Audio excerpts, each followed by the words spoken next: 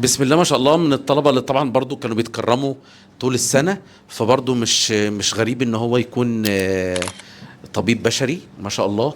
برضو جاي من قرية مشهور عنها ان دايما بيبقى في صراع بين العائلات مين اللي ابنه يطلع من الاوائل، وانا شايف ان ما شاء الله البلد دي انا بحبها قوي، ليها ذكريات معاها صنهور الجميلة. فمعانا طالب هيعرفنا اسمه، المجموع، درجة الفيزياء، الكلية، وطبعا كلمة شكر كده ايه للبنا هيقولها في وسط الكلام. يلا. احمد تاير مسباق. احمد تاير مسباق، درجه 93.9 من 10، فيزياء 57. كلية طب بشر. رحت فين؟ منوفيه. حاجة عناية. طب بشري المنوفية. هو انا جالي انا طبعا عدى عليا من آلة مصباح كتير. تعرف ان ما شاء الله يعني البنا يمكن المدرس المعتمد رقم 1 في صنهور، فكل الاجيال عدت عليا، وعيلة مصباح ما شاء الله فيها عدد لا بأس به من الاطباء. ايه يعني القصة، يعني ايه السر في صنهور والمنافسات اللي بتحصل دي؟ وهل انت يعني كان في تحديات كده وبابا وماما لازم تجيب اعلى من ولاد عمك وبنات خالتك والفيلم ده؟ بأمانة مش عايزين كلام ايه هجس. ها لا ما كانش فيه الكلام ده، ان انت بتبقى في طول السنه عندك هدف يعني لازم تحققه وخلاص كده يعني. لا بص، ما هو لو الكلام بقى عندك هدف تحققه وبشرب اللبن قبل ما انام لا احنا عايزين كلام صريح. يعني مثلا انت كان ليك بنت خاله في ثانويه عامه؟ لا انت جايب انا اول حد يعني، اول حد من عيلتي يعني. يعني الناس اللي قبل كده كانوا مش من عيله تأمن، من كانوا عيله لا كانوا كبار يعني، اكبر مني مثلا 5 سنين. هل كانوا بينصحوك؟ ما هو الفرق المسافه كان كبير يعني. اه انا جه في دماغي سؤال دلوقتي، هو انت ليك اصحاب اصلا؟ اي ان نتائجهم عملت ايه؟ في ناس جايبوا درجات حلوه، وفي ناس يعني لم توفق يعني، بس تبقى نصيب الحمد لله يعني. بس معظم شهادتك جايب درجات حلوه. ايوه. طب انتوا كاصحاب نفسكم يعني يعني الصبيان البنات بيبقى فيه خبث بينهم، انتوا بتشجعوا بعض على مذاكره؟ بنشجع بعض ازاي بقى؟ احكي لي كده. مثلا حد مثلا نزل جاب درجه وحشه في امتحان مثلا، انصحه تعمل ايه مثلا؟ كده يعني.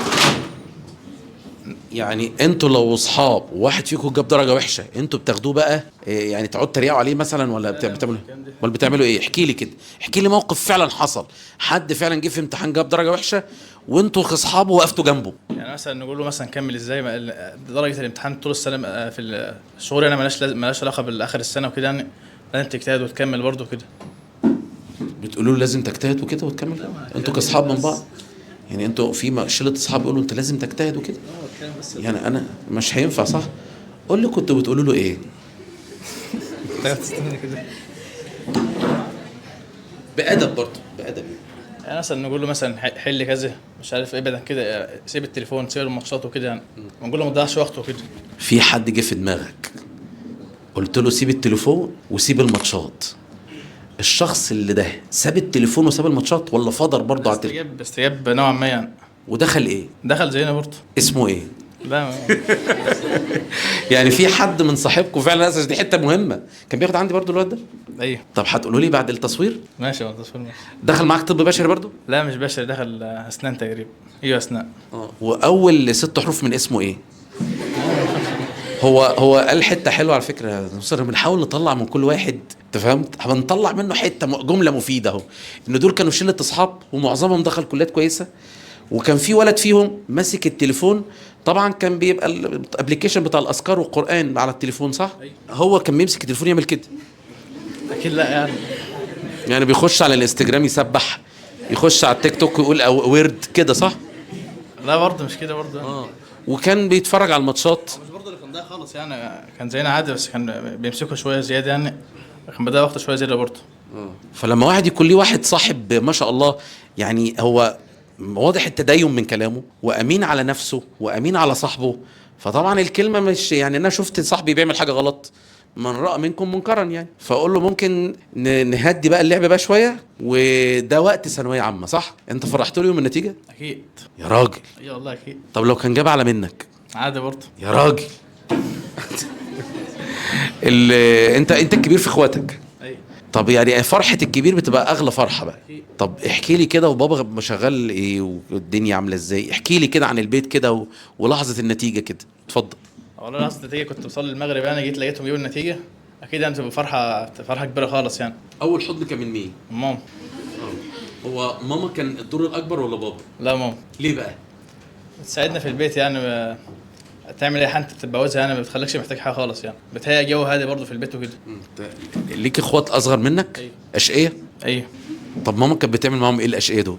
تخليهم يهدوا يعني، ما يعملوش دوشه ايوه انا عايز نعرف بقى، عشان انا بجد انا بنفشل في الموضوع ده.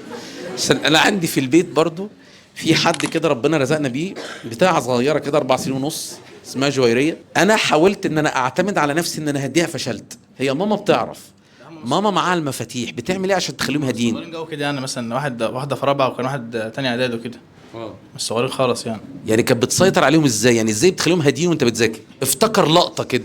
مثلا ممكن تضربهم ولا يعمل حاجه غلط يعني وكده. بتضرب؟ اللي الضربه بقى بالشبشب المعتاد ولا يعني احكي لي الضرب بيتم ازاي يعني؟ مثلا تبعده في جرس وكده يعني. تقرصه. وقرصة الأم ما شاء الله، أنت خلي كنت بتقول قرصة الأم دي كل واحد مسك فخده يعني. افتكر قرصة الأم. أنت اتقرصت منها كم مرة السنة دي؟ لا السنه دي ما فيش خالص. ما قرصتش السنة دي. والغريبة يا أخي إن بعد القرص والطاقة الشر اللي بتطلعها الأمهات في عيالها دي، إلا إن برضه يقول لك ماما هي اللي. طب والأب يا جدعان؟ ما الاب بعيد عن البيت يعني، بيبقى شغل ما وكده. هو بعيد عن البيت، ما هو يا ابني عشان يعيشكوا يا ابني. ماشي، ما عشان كده الواحد بيحب امه اكتر. يا ابني ده هي اللي بتقرصكوا يا ابني. عادي. بس هي أول النتيجة أول حضن كان من ماما. طب بعد الحضن مفيش قرصة برضه ولا؟ لا. ما شاء الله عليك، يعني ما شاء الله عليك. هو واضح يعني يا جماعه هم دول اللي بيطلعوا الاوائل، يعني هم دول. يعني انا مش محتاج اوضح اكتر من كده. مش بيطلع الاوائل بقى الحلنج الهجاص اللي بيغش اللي بيهجص لا. انتوا كشله لما كنتوا بتغير دروس كانت الشله كلها بتغير المدرسين مع بعض؟ لا مش دايما يعني. يعني ممكن تنصح واحد اصبر يا ابني المدرس ده كويس بس اصبر، كانت بتحصل حاجه زي كل كده؟ واحد بقى تجربته الشخصيه. أو ممكن واحد مثلا مدرس هيجيبه واحد مدرس مش احسن حاجه يعني فيلتزموه. طب تجربتك الشخصيه معانا انت ايه رايك يعني بامانه كده؟ لو في سلبيه عندي قولها لي قدام وانا والله مرحب جدا يعني. ممكن مثلا فكره المنصه اللي الحاسات اللي بتجي لي يعني، المنصه نفسها. المنصه انا بنزل لكم حصص شرح على المنصه. المنصه فيها ايه؟ مثلا يبقى المنصه بتتقل شويه ساعات، مثلا الفيديوهات بتعلق شويه كده يعني. يعني قصدك ان السيرفر بتاع المنصه ساعات كان بيحصل يعني، دي السلبيه اللي انت شايفها؟ طب والايجابيات بقى؟ ايجابيات مثلا انت ممكن تبقى راجع حته في الحصه تسمعها تاني. ممكن تسمع الحصه كلها تاني تاكد عليها. هو طبعا منصه اشطر عظيمه ومنصه بنا فيزيكس عظيمه، عشان هو عايز يشيل في المونتاج منصه اشطر. مش هنقول في الفيديو بس منصه اشطر دي الامتحان حصل فيها ايه وخليني ساكت عشان انتوا هتشيلوا كل ده في المونتاج. بس اي منصه صدقني معرضه ان يحصل لها كده يعني. ده شغل المنصات، فده بيبقى غصب عننا والله. بس احنا بنحاول كل سنه نرتقي بالمنصات سواء اشطر او منصه بنا فيزيكس. فانا بشكرك بجد دكتور مصباح، الولد الجميل المؤدب ده.